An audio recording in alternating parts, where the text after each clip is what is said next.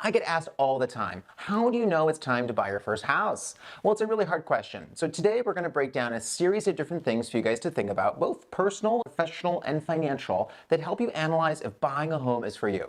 And we're also going to talk about the emotional nuances of buying real estate, and we're going to talk about the total market. Now, take into account, I'm giving you my opinion on the marketplace. You need to do your own due diligence, do your own understanding of your own marketplace, and of course, come to your own decisions. Guys, I have been there. I am now one of the top real estate agents in my marketplace. I sell around 300 homes per year, almost $200 million a year in real estate sales, and I've got a large real estate portfolio.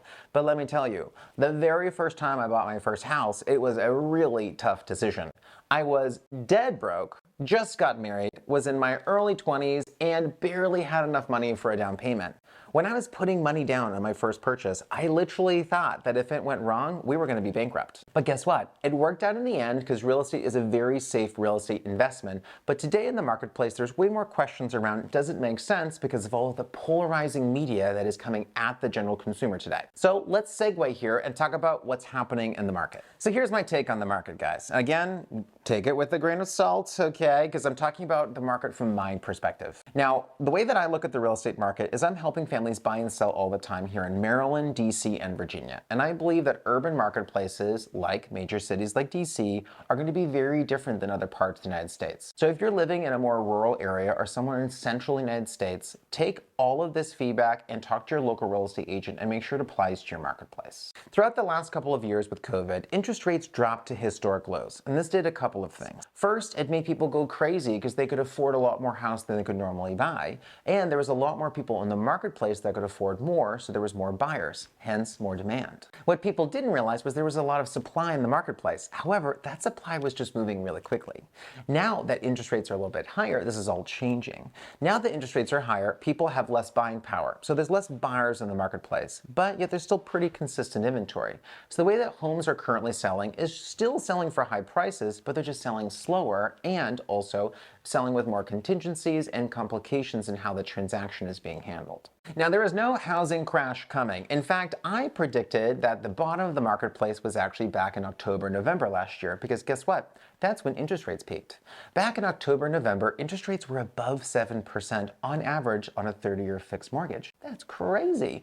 If you look at during COVID, interest rates were as low as 2.5%. It's just dramatically different. So now that rates are now coming back down, guess what? Around 5.5%, we're starting to see people come back into the marketplace. So with all of this context, I believe that demand is going to be fairly consistent or increase as interest rates go down, and supply is going to stay fairly consistent across the United States, but specifically in our urban markets. Now let's apply this to Washington, DC, Maryland, and Virginia. In our marketplace, we're just starting to see multiple offers come back on the right properties in the right locations, and interest rates are now trying to get close to 5%. I think the moment that interest rates get to 4.5% here in our marketplace, buyers are going to be back in the market and multiple offers are going to be back as well. Now, last but not least, if you are like anybody else, like myself, who bought real estate during COVID, I have real estate that I own with interest rates below 3%. The question is, if I sell my house that's at 3%, where do I go next? What do I do? And does it even make sense for me to sell because my mortgage rate is so low? In fact, I think a lot of people are going to choose not to sell and hold on to those properties simply due to the massive benefit they have of that low interest rate.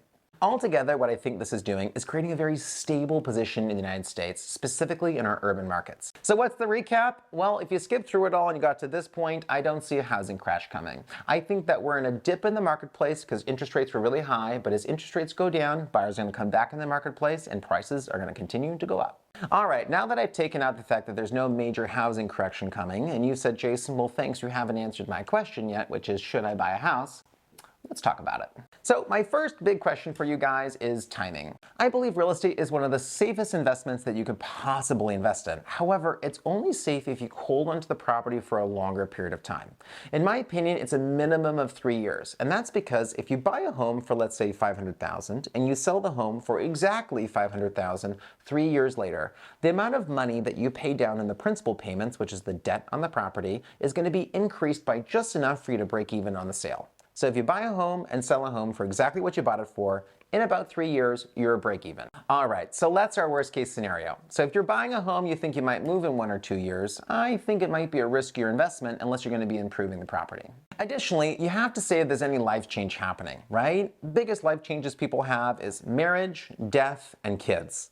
Really massive changes in your life. So if you're going to be forecasting what's going on in your life in the next 3 to 5 years, have the tough conversation with yourself or with your spouse or whoever else you're buying with, and really understand, what do I need not only today, but 5 years from now. All right, second big topic is financials. Most people are in a position where they have steady income if they're thinking about buying a home. However, what they miss is what their future income might be. Are you going to get a promotion? Are you going to change jobs? Are you going to increase your income? One thing that's really important for people to understand is that buying a home is just not buying a place to live. It is truly investing in an asset that can increase over time and can make you a tremendous amount of money. And for some people, it might make sense for them to pause, wait 1 more year until they can afford a better house or have more income, and buy a better house in a better location, which will get you a better return. Last is the emotional element. Many people come to us buying a home because they want a home of their dreams. They want a home that they love. They want the perfect Joanna Gaines residence. And guess what? I do too. But it's not always the best reason to buy a home. For some people, they can rent and find the location that's perfect for them. They can walk to work, they can have all the amenities they want, and they're going to be paying a lot of rent for it. But the lifestyle they achieve is what's most important to them at that time. For me, when you're buying your first home, definitely your first home, the emotional nuances of what you're buying should not be the deciding factor. I think that you should be buying a home for a sound investment that's going to be something you could hold for at least 5 years, maybe 3 at the minimum, and be able to improve the property. If you do this, guys, you're going to find life-changing circumstances by owning real estate. You're also going to find a home that you love and own and cherish because it's yours, but you're going to have an asset that really allows you to get ahead in life. And I'll remind you the numbers here shortly. All right, so you've heard my opinion on emotional nuances in real estate. All of this may be coming together now saying, hey, this feels pretty good. Well, let's really talk about the cost to buy here quickly. So what I want to do now is just really break down the financials of owning a home and say, are you financially ready? Because this is the most important thing, I think, for each buyer. So let's use a litmus test. You have a $500,000 property. You have 3% down, which is all you need.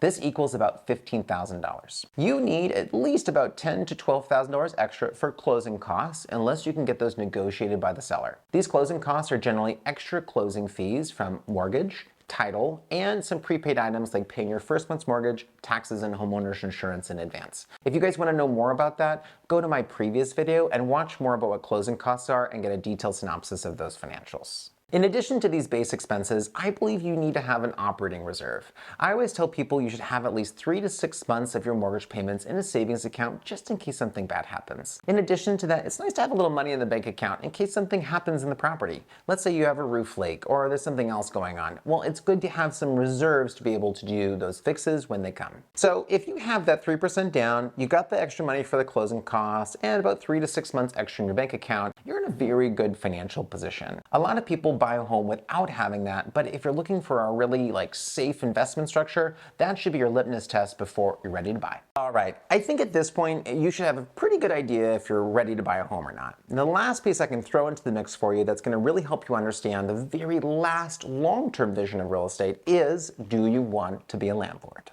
When you're buying a property that you hold long-term, there are tremendous benefits. I want to remind you, rents have only gone up since I've been alive. I am now 33 years old. And so if you have a 30-year fixed loan, your mortgage payment is going to stay the same for the next 30 years. And I can guarantee you that over the next 30 years, rents are only going to go up while your mortgage stays the same. This means if you have a longer-term plan, I want you to think about, do you want to be a landlord? Now, you don't have to manage the property yourself. We have a property management company ourselves here in Virginia, and other people can manage it for you. But you need to have a financial plan and say, do I want to have the money I invest in that property long term? If you can, this might be your fastest path to wealth. Here in Virginia, for example, I want to remind you that most real estate has doubled in value in the past 20 years. That means if you bought a home for $300,000 20 years ago, that same house is now worth $600,000. Probably going to have it rented for a long period of time, and if you're a savvy saver, you probably have that home paid off. That means you now have a $600,000 property paying you about $3,200 a month in rental income,